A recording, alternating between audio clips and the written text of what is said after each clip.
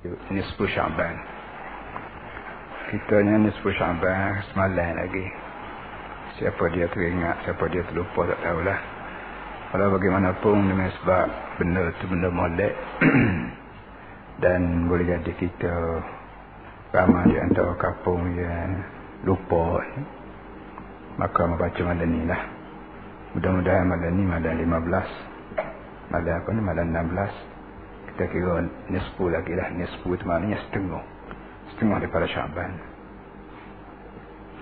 Satu, yang keduanya, hamba tak berapa sebut sangat nisfu Syaban masa-masa lepas-lepas dah ni, kerana adat kita orang Melayu, khususnya orang kita Kelantan ni, melebihi berdoa lalu nisfu Syaban ni, lebih daripada semaya Jumaat.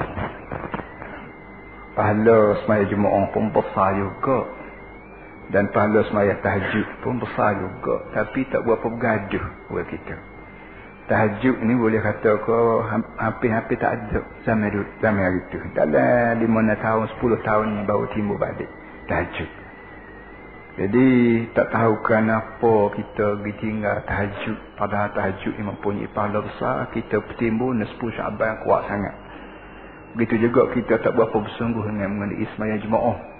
Padahal semaya Jumaat dari segi pahalanya, dari segi orang panggil penyusunan masyarakat, aku kata Allah ni semua cukup guna apa namanya Jumaat. Tapi kita tidak berapa bersungguh juga. Lah ni baru akhir-akhir ni baru sibuk dengan semaya Jumaat. Tapi kalau nisfu Syaban ni kan, tina jatuh kecil besar, bawa tepung ni di balisah ni malam nisfu kan, malam berat sahur lah. Kalau tak rajin buat ondel-ondel pun buat lah ondel-ondel malam nisfu ni. Jadi dengan sebab hamba duk perhati apa nama ni, tumpuan kita pada nisfu Syaban ni berdoa lalu, sedangkan tahajudnya tak kurang juga dia punya kelebihannya dan lain-lain lagi, maka hamba buat tak reti gitulah supaya kita faham keadaan. Jadi malam ni hamba baca sikit hadis mengenai dengan nisfu Syaban. Mudah-mudahan kita faham keadaan bahawa dia memang mempunyai fadilat, walaupun hadis yang dibawa ni tidaklah begitu kuat sangat. Tetapi untuk dia panggil amalan sukarela ataupun amalan sunat ni, ataupun dalam istilah orang di hadis dia panggil fadailul a'mal, apa ni, amalan-amalan yang dikira fadilat ni cukup untuk kita buat. Sekiranya hadis sekadar tarah macam ini pun cukup. Baiklah, kita mulai. Lagi nak ayat, ada berlaku satu kematian di kalangan pejuang Islam ni, tapi bukan di negeri kita, tapi di Lebanon, jauh tempat yang pergi itulah. Kematian ni kerana serangan nak yang dibuat oleh Yahudi. Seorang hak mati namanya apa ni, Abbas Musawi rahmatullah alaih. Jadi ajak amanya lepas semaya Isya, kita buat apa namanya, semaya raib ramai-ramai. Mudah-mudahan Allah Ta'ala himpunkan beliau dan orang-orang saya dia hormati bersama dengan beliau itu dalam syuhada, dalam kumpulan syuhada. Dan kita doa minta Allah Ta'ala laknatkan Yahudi dan juga laknat orang-orang Arab yang menjadi tali baru Yahudi ini, supaya manusia-manusia begini apa namanya dapat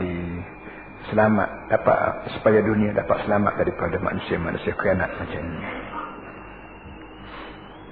Baiklah, wa an Aisyah qalat faqadtu Rasulullah sallallahu alaihi wasallam lailatan fa idza huwa bil baqi' faqala akunti takhafina an yahifa Allah alayki wa rasuluhu qultu ya Rasulullah inni dhanantu annaka atayta ba'd nisa'ik faqala inna Allah ta'ala yanzilu lailatan nisfi min Sha'ban ila as-sama'i ad-dunya fayaghfiru li akthari 'adadi sha'ri ghanami kalat. Rawahu Tirmizi wa Ibn Majah. وقال الترمذي سمعت محمدا يعني البخاري يضاعف هذا الحديث.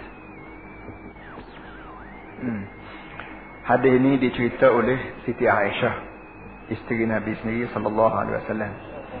Siti Aisyah kata, satu hari aku satu malam ketika mana Rasulullah sallallahu alaihi wasallam dalam giliran aku, mana Nabi malam tu yang giliran Siti Aisyah, tidurlah rumah Siti Aisyah. Aisyah kata, bangun tengah malam aku gagal Nabi tak ada tempat tidur. Jadi tahu-tahunya faidan huwa bil baqi'. Tahu-tahu Rasulullah bila bangun pergi melawat kubur Baqi'.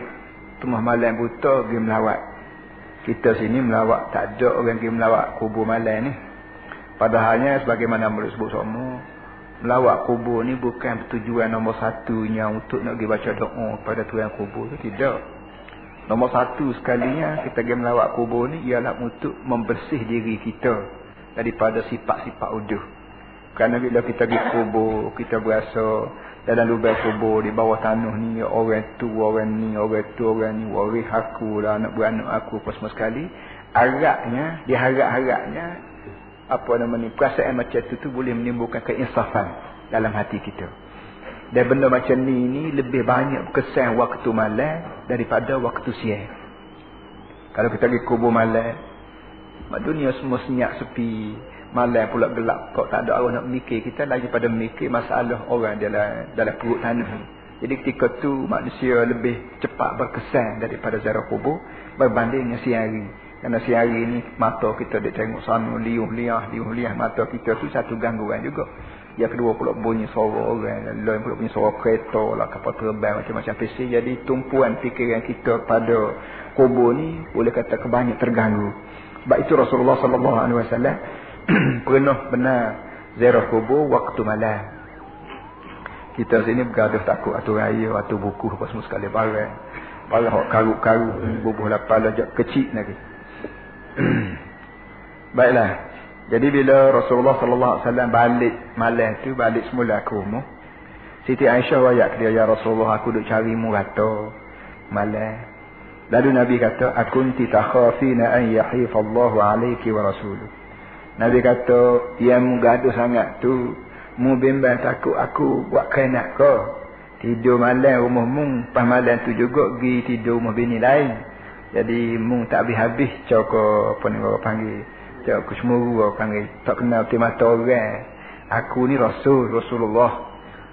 Aku ni Rasulullah, takkan aku nak buat nyanyi kepada manusia. Kalau aku sebagai Rasul ni buat zalim, buat nyanyi ke orang, pasal apa atas muka dunia ni, hak ada atas muka dunia ni. Jadi Nabi yang panggil sinilah sikit. Qultu ya Rasulullah, inni zanantu annaka ataita ba'd nisa'i. Lalu Siti Aisyah kata pasal ni lah, ya Rasulullah, aku duk fikir mu pergi ke rumah isteri lain. Bila-bila dia lagi giliran aku pun pergi ke rumah isteri lain juga.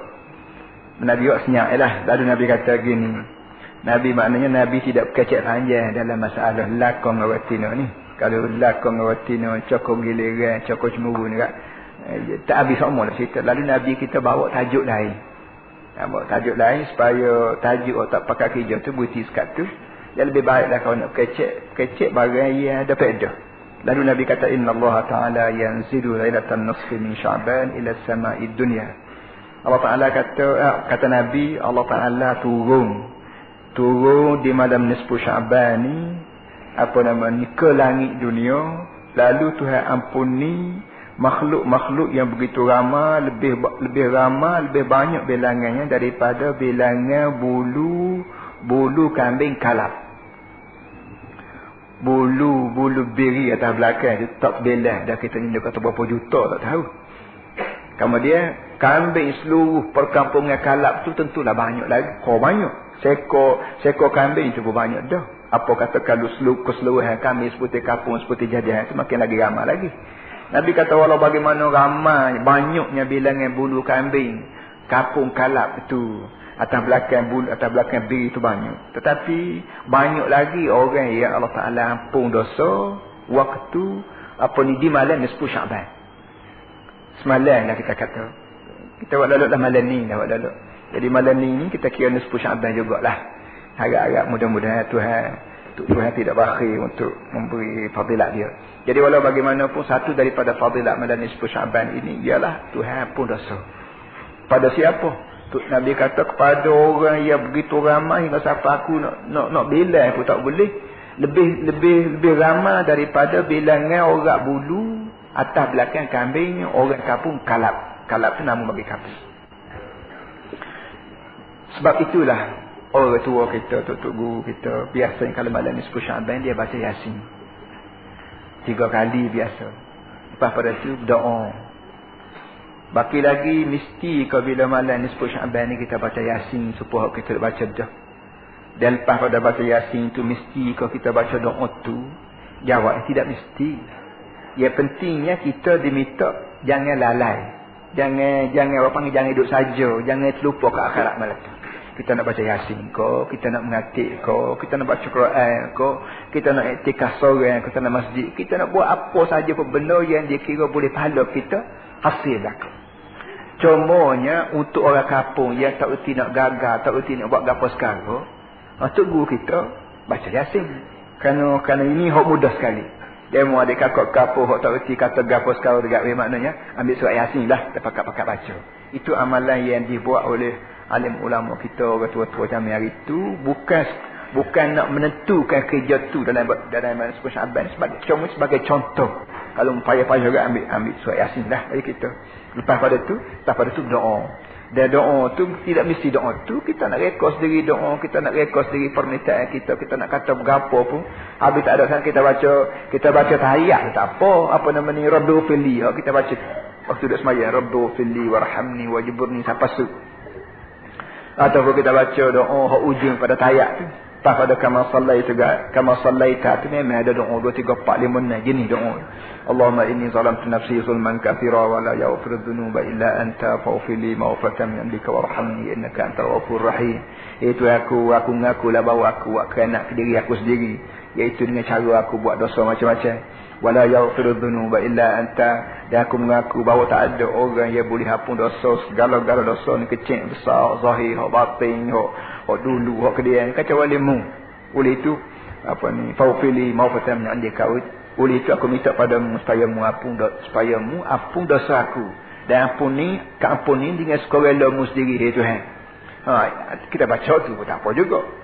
Atau kita baca doa lain lagi lepas pada tasyahud tu, Allahumma inni a'udzubika min azabil qabri wa min azabil nar wa min fitnatil mahya wal mamat wa min fitnatil masiihid dajjal. Pun kita boleh baca juga. Itu aku minta padamu pelindung aku daripada azab kubur, daripada azab neraka,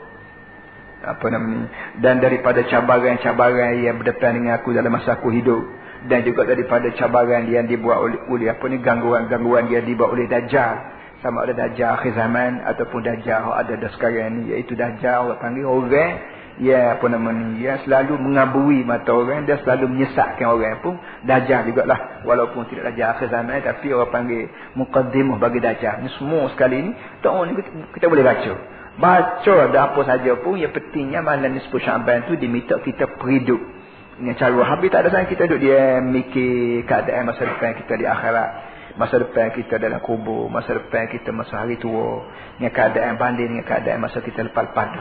Semua ni pakai kerja belaka untuk kita peridup malam, khususnya malam ni 10 Syaban. Dan depan kita ni kalau umur panjang kita berjumpa juga dengan bulan puasa. Bulan puasa pun begitulah para hal ini semua. Bulan puasa ni selain pada tarawih dengan cederuh tu, banyak lagi benda lain yang kita boleh buat dalam bulan puasa, khususnya waktu malam. Sudah tarawih, kita balik, kalau nak sambung cederuh, boleh lagi. Kalau kita buat sepenat dan mengatur apa semua sekali, kita duduk diam, mikir keadaan masa depan kita. Nak benda-benda ini, orang pegawai kerajaan dan juga orang politik selalu amat penting jaga diri, daripada dosa, khususnya dalam bulan-bulan puasa begini, peluang yang lebih baik. Orang politik pun tak kena gaya, dialah yang paling kuat banyak buat dosanya, kerana kuasa duduk tangan dia. Begitu juga orang kerajaan pun banyak benar tak kena gaya kat buat dosa, kerana kuasa duduk tangan dia. Kuasa ni pula kuasa melibatkan orang ramai. Kalau rakyat Kelantan ni ada 1 juta, 1.3, ada 1.300.000 danda ni, maka bila kita orang politik terlibat dengan masalah rakyat, hari ni kita terlibat dengan orang 1 juta lebih. Begitu juga pegawai kerajaan yang terlibat dengan harta kerajaan ke berapa, hari ni kita terlibat dengan harta rakyat 1 juta lebih. Dan benda ni kalau kita nak bergurau sama seorang dalam mahkamah pun teruk dah. Apa kata depan kita ni 1 juta orang pakat mari bersosong-sosong, pakat mari sumpah, pakat mengambil depan Tuhan di akhirat dulu. Kecil bendanya.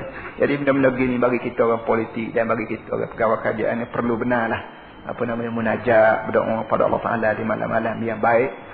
Kalau malam kat malam 10 Syaban, kalau siang hari kat hari Jumaat dan sebagainya. Baik, so yang keduanya dalam hadis ni Tuhan sebut, Nabi sebutnya, innallaha yanzilu lailatan nisfi min Sya'ban ila sama'id dunya. Tuhan Nabi sebut bahawa Allah Taala turun turun ke langit dunia di malam nisfu Syaban untuk tugas mengampun dosa. Pertamanya masalah turun naik. Kita raja dengar bahawa Tuhan ni tidak bahasa jenis kita turun naik. Kerana turun naik ni sifat benda berjising. Dalam mana Tuhan yang tidak berjising tu kita boleh kata turun naik. Ini jawabnya bukan turun supaya kita turun. Turun ni turun orang panggil bagi memudahkan kita faham. Nabi bila dia bercakap, tentulah dia bercakap nak suruh kita faham. Sekarang dia nak wayak kita bahawa Tuhan ni kalau malam nisfu Syaban tak rapat benar dengan kita. Maka rapat dengan kita tu diistilah dengan turun. Kerana selama ni kita kira Tuhan ni atas langit. Bukan dia atas langit, tapi dengan sebab Tuhan ni benar besar, belia, terhormat, bernilai dan begitu sekini. Maka umumnya orang besar, orang terhormat ni duduk datang. Begitu ya, duduk datang. Kalau orang tua kita besar, kita bos kita duduk atas kursi. Oh, kalau berapa lagi hok datang maknanya atas katil, atas kursi, atas kuda, atas almari kita letak barang-barang berharga. Jadi dengan sebab Allah Taala ni yang lebih berharga, yang lebih besar, yang lebih segala-gala, maka sudah tentu dalam kepala kita ni Tuhan tu duduk datang. Kalau orang-orang duduk atas kursi, tentulah Tuhan ni tidak duduk atas kursi, atas lagi. Nak kata atas lagi tak ada lah, atas pohon kayu tak pernah siapa sikit abuk. Jadi hok atas sekali kat langit bagi kita. Langit tu pula kebetulan disebut-sebut berlapis-lapis. Langit pertama, langit kedua, langit ketiga sampai 7 lapis langit sebagaimana hak Nabi kita sebut dalam masa dia naik Mi'raj baru ni. Jadi oleh kerana langit yang ketujuh tu dan lebih lagi Sidratul Muntaha terlalu amat tinggi, maka Tuhan nak wayak aku walaupun duduk di tempat tinggi sebagaimana muda agak, tapi untuk malam nisfu Syaban aku turun hingga sampai ke langit dunia. Langit dunia langit hak dekat sekali. Tujuannya ampun dosa orang. Ampun dosa tu kalau ada orang buat surat, kalau ada orang minta doa, kalau pakat ada tunggu liaring belakang, pakat ada buah, pakat ada tanggung ala TV belakang, dia nampak dia mau tak siap ampun dosa, aku tak ampun, aku ampun orang lain. Jadi malam-malam nisfu Syaban atau malam ni dah kita kira malam siapa kesuk, siapa ke akhir Ramadan ni kalau boleh. Malam-malam tu kita kena ubah sikit sikap kita daripada lepas-lepas dah. Dia ada masa kita kecek dengan Tuhan. Orang panggil munajat. Munajat maknanya kecek sosis-sosis dengan Tuhan. Kita kata Allahumma, kita kata Rabbi, kita itu, kita ini. Orang panggil kecek dengan Tuhan. Tidak kecek derah. Bukan cakap cara bisik-bisikan ni. Dalam istilah kita orang mengaji agama, dia panggil munajat. Sama ada kita nak bahasa Melayu, ataupun kita tak tahu sangat, kita ambil ayat yang ada jenis, yang ada Rabbana. Dan di penghujung Quran ni, biasanya dia kumpul semua ayat-ayat yang ada Rabbana. Rabbana atina, Rabbana ighfir lana dzunubana, Rabbana innana sami'na. Macam-macam jenis Rabbana ada 10, 15 Rabbana dalam Quran tu. Ya, dia kumpul setengah-setengah Quran tu dia kumpul tak ujung sekali lah, akhir sekali tu. Kita baca tu. Bil-bil lagi kalau kita tahu makna, kau lagi comel. Kita baca waktu sosis-sosis sama ada akad tangan dua belah atau tidak akad tangan dua belah. Ikut kita lah. Itu kerja, tugas kita. Jadi tugas kita orang Islam ni sehari pun ada tugas. Malam buta pun ada tugas. Inna lillahi amalan bil laili la yaqbaluhu bin nahar wa inna lillahi amalan bin nahar la yaqbaluhu bil lail. Apa ni Sayyidina Abu Bakar kata Tuhan ni dia letak amalan untuk manusia. Letak kerja buat untuk manusia di siang hari. Ya kerja tu dia tak sih kalau buat malam. Begitu juga apa nama ni di waktu malam ada amalan dan ada kerja-kerja yang Allah Taala nak tengok kita buat benda tu. Ya benda tu kalau kita alih ke siang hari dia tak sih. Sebab kita katalah bergalau, menyaku, bercedung, berjual, bergapo ni, ini sebenarnya hak siang hari. Kalau kita pergi buat kerja juga malam, hari tu kita orang panggil kita apa? Tak pandai bagi waktu. Tak pandai bagi masa. Siang hari wan nahara ma'asha. Allah Taala buat siang hari ni untuk cari makan. Malam pun kita berjual juga. Kalau siapa tengah malam, pas siang hari tidur. Ini bukan cara orang Islam. Ini cara orang cari fitih. Bukan orang cari apa dia, orang cari al-falah. Sebagaimana kita sebut dalam bait hayya 'alas salah, hayya 'alal falah. Mari pakat cari kejayaan hidup. Kejayaan hidup ni satu daripada cara dia ialah bagi masa. Siang hari ada kerja iaitu untuk cari makan, dunia. Malam ada kerja juga untuk cari makan akhirat kita. Mana begitu duduknya. Jadi oleh demikian malam nisfu Syaban walaupun berlalu, Itu tapi kita boleh teruskan kerja-kerja kita ni mudah-mudahan dengan kalau kita semalam apa kita pergi dah dan apa ni lebih lagi kalau tak pergi lagi Tuhan tahu kita sesal, kita duka cita kan tak buat semalam, kita buat malam ni insya-Allah Allah Taala bagi. Satu hadis. Yang keduanya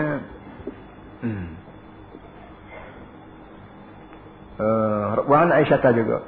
Wa an Aisyah 'an Nabi sallallahu alaihi wasallam qala هل تدرين ما في هذه الليلة يعني ليلة النصف من شعبان قالت ما فيها يا رسول الله فقال فيها أن يكتب كل مولود بني آدم في هذه السنة وفيها أن يكتب كل هالك من بني آدم في هذه السنة وفيها ترفع أعمالهم وفيها تنزل أرزاقهم فقالت يا رسول الله ما من أحد يدخل الجنة إلا برحمة الله تعالى فقال ما من أحد يدخل الجنة إلا برحمة الله تعالى ثلاثا فقلت ولا أنت يا رسول الله فوضع يده على هامتي فقال ولا أنا إلا أن يتغمدني الله برحمته يقولها 3 مرات رواه البيهقي.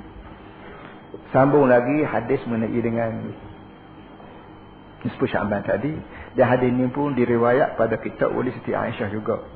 Siti Aisyah kata Nabi ada menyebut padaku, iaitu Nabi tanya isteri dia, hal tadrina ma fi hadhihi lailah, hai Aisyah, mu tahu ke benda apa yang terkandung di dalam malam yang mulia ini?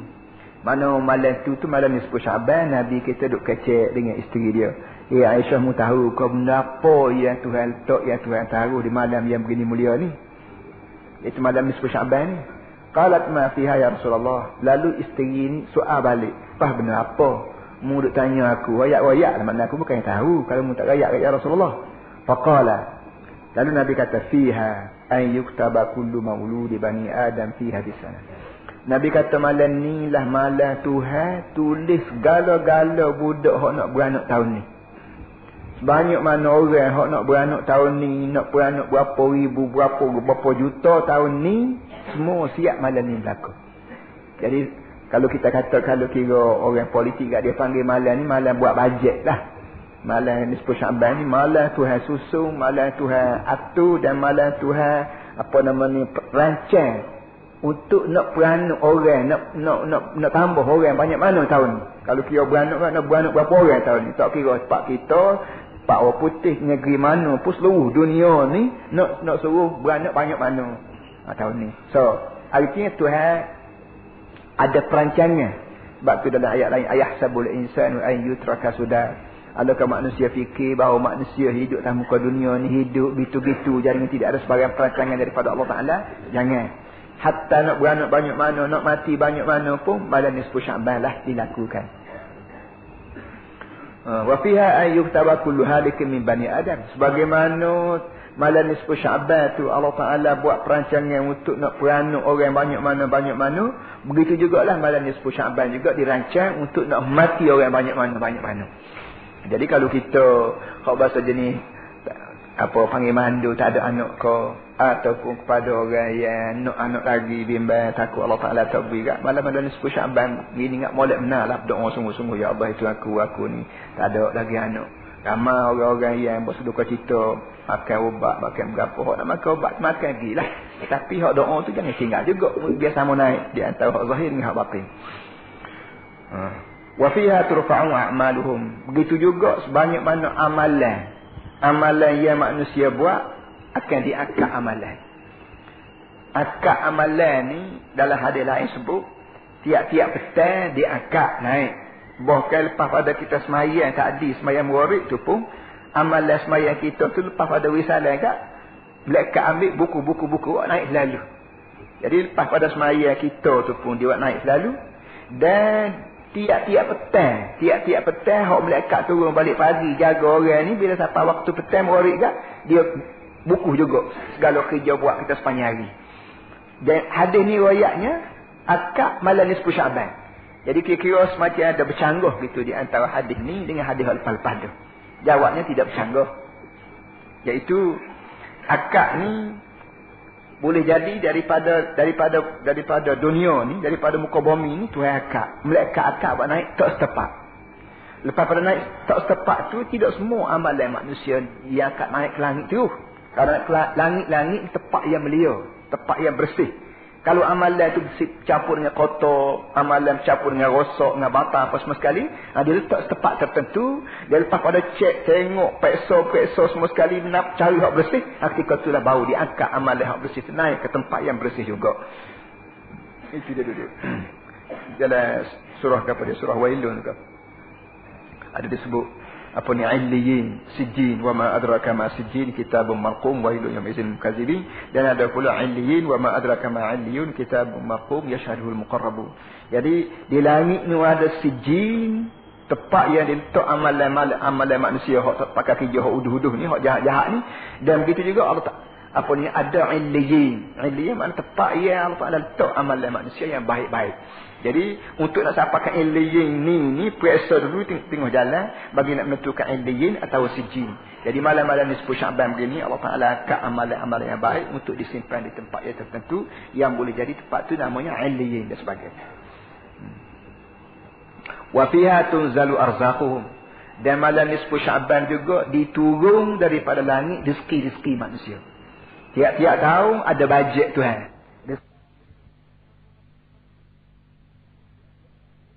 Tiap-tiap tahun ada bajet Tuhan. Rezeki kesehatannya, rezeki nyawanya, rezeki pitih mahnya, rezeki berah ketahnya, rezeki sahabat halalnya, rezeki ilmu pengetahuannya, rezeki anak pinok. Bermacam-macam pemberian Tuhan kepada kita ini disebut rezeki. Dan malam nak menentukan rezeki kita banyak mana ni, malam nisfu Syaban juga. Jadi dengan sebab itulah malam nisfu Syaban ni kita minta belaka sebanyak mana benda kita berasa kurang. Nak rezeki banyak mana, pitih mah, kau kesihatan, kau iman, kau persahabatan, kau perkawanan, kau apa saja rezeki daripada Allah, kita minta malam tu lah. Kerana malam tu ibarat malam sedang Tuhan menentukan keadaan. Supaya kita sekali setahun kita buat sidang bajet, kita panggil, baik pergi kat negeri, baik pergi kat parlimen. Jadi sidang bajet ni kita nak menentukan duit nak belanja banyak mana tahun ni. Jadi belum daripada tu DO dia seluruh jajahan dia kira marilah. DO pasir putih, DO macam, DO tanah merah, DO gapo dia kira. DO jajahan kata saya nak sekian banyak, nak 1 juta kerana saya nak buat ni. Orang ni minta buat ni, nak 10 juta nak buat ni. Jadi siapa kena enggak? Pihak keuangan negeri kau, pihak si usaha kajian dia tentulah banyak ni. Begitulah keadaan malam nisfu Syaban ni. Malam Tuhan menentukan nak rezeki banyak mana. Jadi kalau kita minta banyak-banyak gak, insya-Allah Tuhan beri banyaklah. Kalau tak minta gak, pakai ala kadar begitu jelah. Buat Tuhan ni perut bahasa jenis merah kan, dia beri ala kadar tu beri banyak pun dia tak sil. Nak tahu apa dalil dia tak sil. Dia tak minta apa, dia pakai tidur goleh hari, pakai duk buah, pakai duk gapo. Ni rugi kita maknanya. Dah kita ni manusia yang serba kurang, tiba-tiba peluang Allah Ta'ala buka pintu rezeki kita tak minta. Ini orang panggil rugi benar lah kita ni. Baiklah. Faqalat ya Rasulullah, ma min ahadin yadkhulul jannata illa bi rahmatillah. Lalu bila Siti Aisyah dengar begitu terasa di sisi Aisyahnya bahawa nampak segala gerak-gerik manusia di muka dunia ni memang lebih dulu dikurnia, diberi rahmat oleh Allah Ta'ala. Apa saja pun baik, rezeki gerak-geri, kau segar tak segar semua mari daripada rahmat. Lalu dia tanya, ya Rasulullah, adakah terdapat manusia yang boleh masuk syurga dengan tidak rahmat Allah Ta'ala? Bolehkah tidak kita ni masuk syurga dengan kedua amalan kita?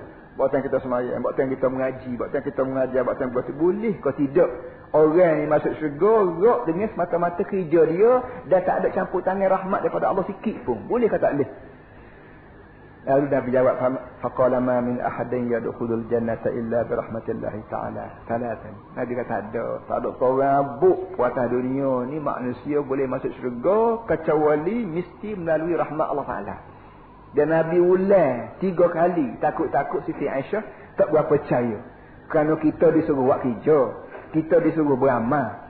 Bila kita disuruh beramal, tak sepatut gak melalui amalan kita itulah kita meniti masuk syurga. Tiba-tiba kau tengok pada ucapan Nabi tadi, macam seakan-akan tak ada manusia ni boleh masuk syurga dengan amalan dia sendiri kalau tidak campur tangan daripada Allah Subhanahu Wa Taala. Tu buat kerja ni, buat beramal ni kita panggil kan Tuhan suruh. Kita buat kerja kerana Tuhan suruh. Dia berjanji kan kalau mau buat benda ni nak pergi syurga. Tetapi adakah Tuhan ni terikat Paksa beri syurga kita kerana dia berjanji dengan kita. Supaya kita suruh orang yang buat kerja rumah kita, dia kata dia menyaku lawis, dia membuat lawis, pakai orang berilah.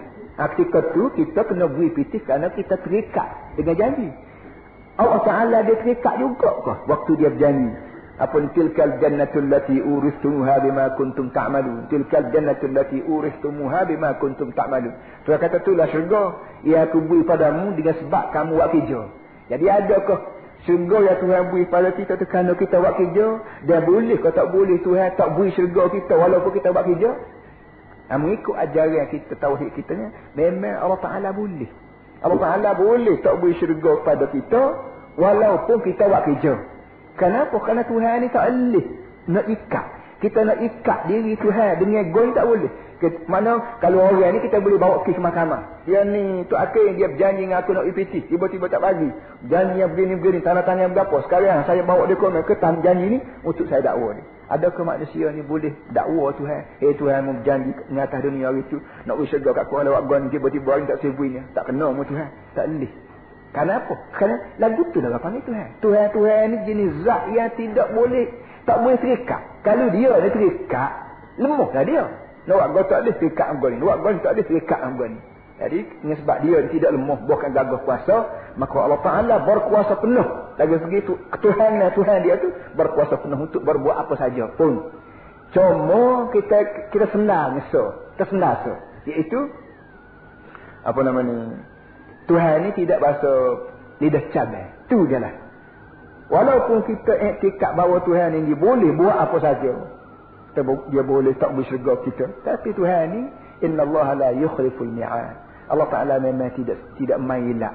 Bila Tuhan berjanji sekarang, dia buat. Loh dia berjanji. Tapi ada keterikat? Jawabnya tak.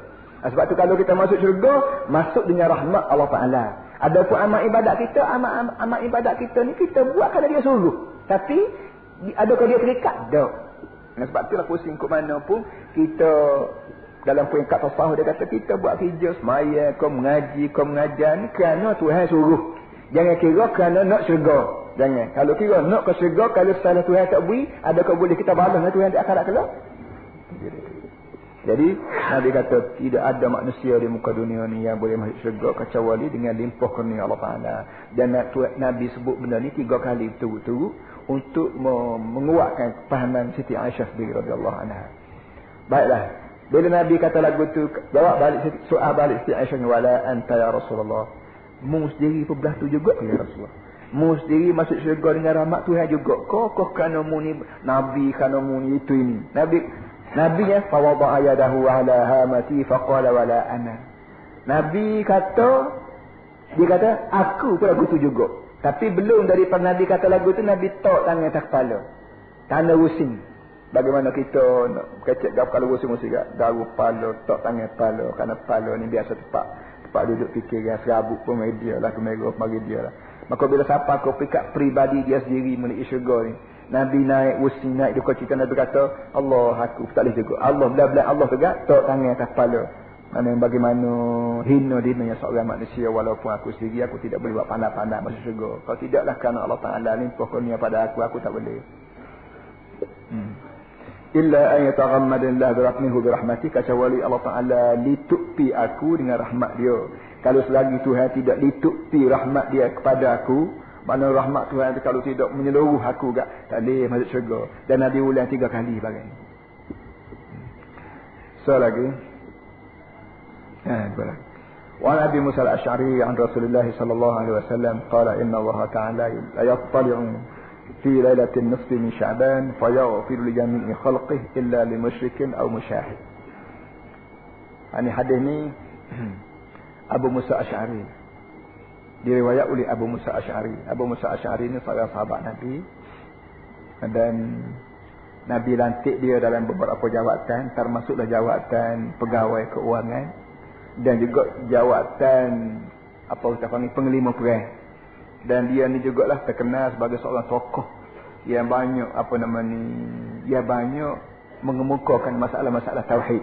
Kalau kita mengaji ilmu tauhid, kita panggil ilmu sifat 20 ni kan? Sifat 20 ni akan terdengarlah terbaca nama tokoh ni, Abu Musa al-Asy'ari. Baik dia ni sebutnya kata dia, Aku dengar Nabi SAW sebut bahawa Allah Ta'ala jenguk tengok manusia di malam nisfu Syaban ini, lalu dia ampun ke makhluk-makhluk dia. Semua makhluk manusia di muka bumi ini mempunyai bakat untuk Allah Ta'ala ampun dosa di malam nisfu Syaban. Kecuali kalau Tuhan tak ampunnya di musyrikin atau musyahin. 2 orang je. Dan setengah kata 3. Apa ni riwayat 3. Iaitu pertama orang musyrik. Orang musyrik dengan Allah Ta'ala minta maaf. Tuhan tak ampun dosa. Syirik ni sama ada syirik jali, syirik terang-terang. Kalau kita panggil semua tokong, semua berhala, puja kubur, puja berapa ni, puja patah berapa ni, ini hak syirik terang-terang. Hak ni jangan ada harap termasuk dalam senarai orang yang Tuhan ampun dosa malam nisfu Syaban. Ataupun syirik khafi. Syirik khafi yang kita ada sebut semua ni, syirik khafi makna syirik hasil daripada kita berkecek pelak mulut. Kalau kita kata agama lain, politik lain, ni syirik. Bila kita sebut agama lain, politik lain, artinya memerintah manusia, memerintah hamba Tuhan di muka dunia ni, tidak boleh nak guna agama, baik ekonomi, baik dari keuangan, baik sosial, baik rumah tangga, nak guna agama tak boleh. Kita kena guna pandai-pandai kita. Maka dengan sendiri sebahagian besar daripada ayat Quran tersingkir, dan sebahagian besar daripada ayat Quran itu orang panggil lumpuh, tak boleh nak buat apa. Kenapa? Kerana kita tidak guna peraturan itu dalam pemerintahan. Ini syirik. So, au musyahinin, ataupun orang yang bahasa dendam dengan orang. Berdendam ni pun apa nama Tuhan tidak akan ampun juga dosa. Apa nama ni, walaupun malam nisfu Syaban. Berdendam ni sebab kita dah baca apa ni 2-3 minggu lepas lah, kita nak marah kat orang dan tak ada peluang lah kita ni rasa nak maaf kat orang. Kita kira kita semua betul kalau salah semua. Tak boleh kamu marah hari ni pun esok tak boleh marah juga dosa. Tak boleh marah berapa pun sekuat-kuat kita penat dalam hati bahasa orang jahat, bahasa berapa. Tak ada dah orang panggil semangat nak maaf kat orang, semangat berapa. Orang yang bahasa presiden berdendam, dia tak ada perasaan nak maaf pada musuh ni. Orang ni juga Nabi kata Tuhan tidak ampun dosa dia walaupun malam nisfu Syaban. Apa arti kita hidup sama sekapur, sama se-Islam, tiba-tiba tak boleh maaf sikit abuk dah. Setara aku, Tuhan kata aku Tuhan ni pun aku reti maaf dosa orang. Padahalnya bergapo boleh aku maaf dosa orang ni. Tapi kalau setara aku yang pakak Tuhan boleh aku nak hiar orang, boleh nak bergapo pun aku reti maaf juga kat orang. Mung tu bergapo je manusia setara mana dalam mung siapa tak tidak nak maaf kat orang ni. Jadi kita ni orang nak tunjuk nak punya lebih kat Tuhan lagi. Hak tu Tuhan marah sangat pada orang yang berdendam. Kemudian akhir sekalinya, wa an Ali qala Rasulullah sallallahu alaihi wasallam, idza kanat lailatul nisfi min Sya'ban faqumu lailaha wa sumu yawmaha fa inna Allah ta'ala yanzilu fiha li ghurubi asy-syamsi ila as-sama'i ad-dunya fa yaqulu ala min mustaghfirin fa aghfir lahu ala min mustarziqin fa arzuqah ala mubtalan fa'afiyah illa kadha wa kadha hatta yatlu'a al-fajr. Rawahu Ibnu Majah. Sirna Ali sendiri sebut, dan hadis ni dicerita oleh Ibnu Majah, satu daripada kisah hadis yang terkenal. Sirna Ali kata bila masuk malam nisfu Syaban, maka hendaklah kamu sembahyang malam dan puasa keesokan. Si hari tadi puasa. Siapa dia puasa, siapa dia tak tahu lagi, tapi siapa dia tak sah dah sesat. InsyaAllah tahun depan ni kalau umur panjang kat bulan lalu tahun ni nak puasa. Jadi malam kena berdiri. Maksud berdiri maknanya kita panggil semayang lah. Semayang ni walaupun ada belajar kita panggil qiyam, ada rokok, ada sujud, ada tayak, ada berapa semua sekali, tapi Tuhan tak timbul rokok, dia tak timbul sujud, dia tidak menunjuk-nunjukkan hak rukun lain. Hak dia tunjuk sangatnya ialah qiyam. Kerana apa? Kerana tu banyak dah. Yang pertama sekali dalam masa qiyam itulah kita baca Quran. Kita tak boleh baca Quran tengah rokok, tak boleh baca Quran tengah sujud, tak boleh baca Quran tengah rukuk, tak boleh. Baca Quran ditetapkan ketikanya waktu qiyam. Dan dalam banyak-banyak ibadat sunat, ibadat baca Quran lah yang sangat-sangat disukai oleh Allah Subhanahu Wa Taala. Jadi sudahlah kita ni semaya pada ulangi Quran pula ketika qiyam, sangat-sangat disukai oleh Allah Taala. Sebab itulah bila kita disuruh semaya, maka disuruh qiyam supaya qiyam tu biar lama sikit. Sebab itulah apa nama ni dalam masalah bulan puasa, Bila masuk bulan puasa, kita diajar supaya terawih. Kitanya suka sangat terawih cepat ni. Kita tak tahu kena ayat, tak tahu rugi kita. Mana balas mana hak semaya cepat, hak tu lah kita pakai lagi. Tu imam mana hak baca cepat, hak tu kita pakai urung. Ini jamai hari tu. Jamai kita tak mengaji. Jamai kita buat belah-belah pada duduk saja. Belah-belah itu rumah pergi balas. Coba dengar hadis. Wa an Abi Abdullah ibn Abi Bakar qala sami'tu Ubayyan yaqulu kunna nansarifu fi Ramadan min al-qiyam fanasta'jilu al-qadam bil-ta'am makhafata fawti as-sahur wa fi ukhra makhafata al-fajr rawahu Malik. Abdullah bin Abu Bakar, anak bagi sini Abu Bakar lah. Dia kata aku dengar seorang sahabat, seorang kawan namanya Ubay. Seorang sahabat namanya Ubay royak cerita ninya kepada Abdullah bin Abu Bakar. Dia kata puak-puak kami zaman hari tu, zaman Nabi hidup hari tu, bila kami semaya terawih tu bila sudah tak balik ke rumah, kejar je dapur supaya bubuh nasi banyak-banyak, bimbang takut orang bas subuh. Sudah terawih. Sudah terawih, kelik rumah nak nyau. Punya dekatnya waktu terawih tu dengan subuh, hingga siapa terpaksa kejar budak-budak nak banyak-banyak, berbahaya banyak-banyak, bimbang takut nyau, bimbang takut subuh. Artinya apa para hadirin semua? Hari ni kita tahulah bahawa demo ni terawih sungguh. Dia terawih main-main je. Arti qiyam dia tu lama. Dia zaman Nabi semaya terawih ni dia umumnya tak lebih pada 13 rakaat. Tu zaman Rasulullah sallallahu alaihi wasallam. 13 rakaat. Tetapi macam mana yang jadi belah-belah 13 tapi berebut dengan subuh? Lagu mana jadi? Tentulah sah dah. Demo ni baca panjang. Qiyam tu lama. Sama ada lama qiyam ni kerana kita baca ayat panjang. Kalau kita baca ayat panjang, kau Yasin, kau sambung so kalau kita orang hafal Quran tu mudah benar lah baca ayat panjang kalau kita hafal. Kepada kita orang tidak hafal ni, kita nak baca ayat panjang tak ingat, kita baca ayat panjang tapi kita ulang. Wallaha tu baca boleh 20 kali, boleh 50 kali. Ini lama dah. Begitu dia tu. Qul wallah. Qul wallah sudah. Lepas qul wallah, qul wallah, lepas qul wallah, qul wallah, lepas qul wallah. Tak ada apa-apa. Dan Rasulullah pernah baca satu ayat. Tidak qul wallah ni apa satu surah. Satu ayat je. Apa nama ni? In tu'adzibhum fa innahum ibaduka wa in taghfir lahum fa innaka antal azizul hakim. Ayat ni Nabi terbaca waktu duduk sembahyang. Waktu duduk sembahyang malam bacanya ayat lain. Baca ayat siapa situ terlekat situ. In tu'adzibhum fa innahum ibaduka. Tuhan maknanya ni doa apa ni? Ayat ni Tuhan cerita Nabi Isa. Nabi Isa orang duk tuduh ke dia Tuhan. Maka ramailah orang kapung duk buat Tuhan ke dia. Lalu Tuhan tanya Nabi Isa, "A anta qulta lin-nas ittakhiduni wa ummi ilahayn min dunillah?" Hei Musa, hei Isa, ada kamu ajar ke orang supaya orang sembah mu buat sepatu Tuhan, buat sepatu Tuhan? Maka Nabi Isa jawablah, gini.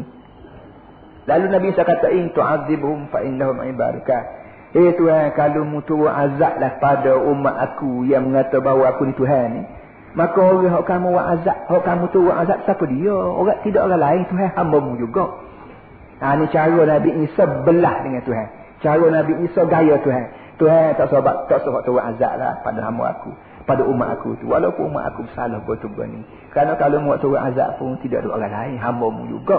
Bila hamba-Mu juga sapati kau sebab kita kata Allah kata berapa gak anak-Mu kata.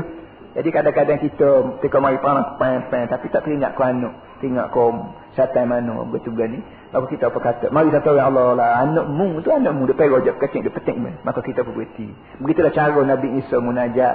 Jadi Nabi kita dengan sebab doa dia tu ada dalam Quran. Tuhan ambil doa Nabi Isa tu bubuh dalam Quran untuk menjadi bacaan kita sekarang ni. Maka Nabi pun baca. Bila siapa situ termakan hati Nabi, maka Nabi ulang, in tu'adzibhum fa innahum ibaduka. Tuhan tak salah azab pada mereka itu di sininya hamba dia lah kita berlakon. Itu aku tak salah azab hamba aku. Kerana apa ni tak salah azab lah umat aku. Kerana umat aku ni hamba-Mu. Jadi kalau mu azab umat aku pun azab hamba-Mu juga. Wa in taghfir lahum, kalau mu sudi ampun dosa umat aku ni, fa innaka antal azizul hakim. Maka memang mu ni padan arah-Mu dah. ampun dosa orang. Kerana mu ni aziz. Aziz maknanya gagah kuasa yang tidak ada orang boleh lawan mu. Dan di antara benda orang tak boleh lawan mu ialah mengampun dosa orang salah. Manusia ni jarang sangat nak ampun kesalahan orang. Orang bercuri ke tak ada kata lagi supah dah. Begitu ni. Jadi kita manusia ni umumnya tak termaaf kesilapan orang. Kerana kita ni manusia ni makhluk panggil lemah. Tak faham dengan tekanan ataupun dengan kena orang, maka kita gitu. Tapi Tuhan Allah mana orang buat dosa ke dia sekalipun dia maaf. Kenapa? Kerana dia ni Al-Aziz, sifat dia maha gagah kuasa. Al-Hakim, maha bijaksana. Orang yang bijak, tentulah perangai dia tak serupa dengan orang yang tidak bijak. Orang yang tidak bijak kat dia buat gitulah, ikut nampak kelitah di mata, ikut terasa di hati buat belaka. Itu orang yang tidak bijak.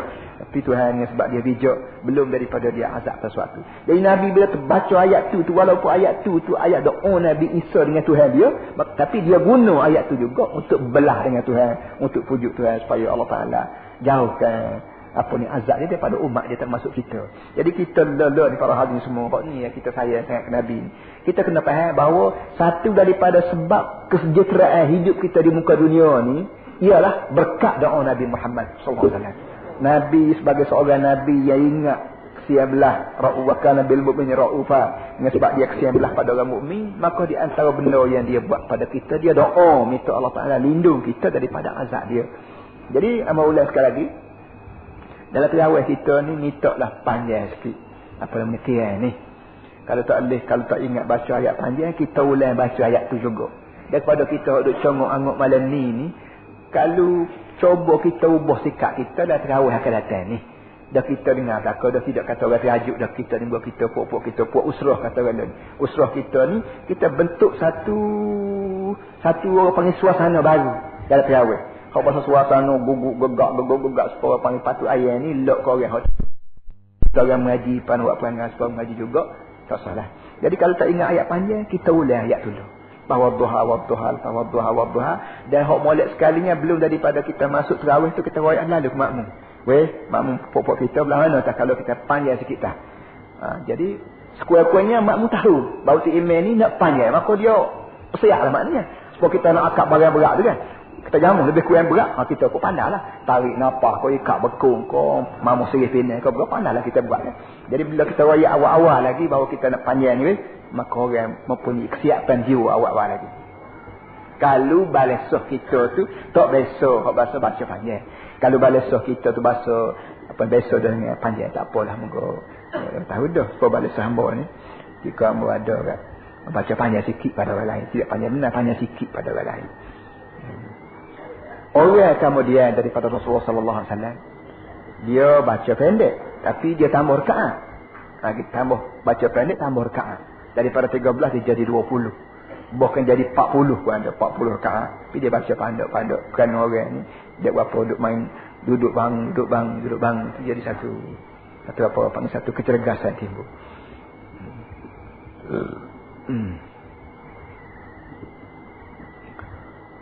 Nah, baiklah. Kemudian dia kata bila malam nisfu Syaban, waktu malam hendaklah kamu qiyam, baca panjang dalam sembahyang, wasumu yaumaha, dan keesokan puasa. Kalau fa innallaha ta'ala yanzilu fiha. Kalau Allah Taala kata Sayyidina Ali, kata Rasulullah pada Sayyidina Ali, Allah Taala turun daripada langit atas ke langit dunia, li ghurubis syamsi, elok saja matahari jatuh. Elok saja matahari jatuh malam nisfu tu, Tuhan turunlah daripada atas ke langit dunia. Turun buat apa? Fayaqulu ala min mustaghfirin fa'aghfirlah. Turun tu nak apa, mengemukakan tawazan, nak jaga murah-murah. Jaga apa? Ala min mustaghfirin, tak ada kau hamba aku yang sanggup nak minta ampun dosa, fa'aghfirlah, untuk aku ampun dosa dia. Turun tu nak mana kalau Tuhan kecek di langit tinggi ni pun orang boleh dengar. Kalau hak pasal nak dengar tu, kalau hak tak saya dengar telinga gapo, tak panggil telinga puluh gapo, tu rapat pak ke telinga dia pun tak dengar juga. Jadi Tuhan turun rapat ke langit dunia membuat tawaran pada orang. Tak ada kau seramai-ramai orang atas muka dunia ni malam ni nak minta ampun dosa. Kalau ada gak aku garanti ampun lalu. Alamin mustarziqin fa arzuqah. Tak ada kau seramai-ramai orang di muka dunia ni yang nak minta rezeki, aku nak tambah rezeki dia. Ala mubtalan fa wa'afiyah. Tak ada kau ramai-ramai hak sakit, Minta doa supaya aku sihat afiat dia, aku sanggup sihat afiat pada dia. Hatta yatlu'al fajru, hingga sampai naik fajar. Maknanya cerita ni apa nama ni, benda ni berlaku ni, babak ni benda ni berlaku, tawaran murah-murah secara lelong lah kita panggil ni, tu jauh daripada murid sampai ke naik fajar. Illa kaza wa kaza, kecuali orang ni. Orang tak adilah. Orang yang bahasa berdeki dengan orang yang bahasa berdengar dengan orang bahasa syirik. Hak ni tak termasuk dalam senara. Hak Tuhan, orang Tuhan marah dah. Oh. Jadi apa?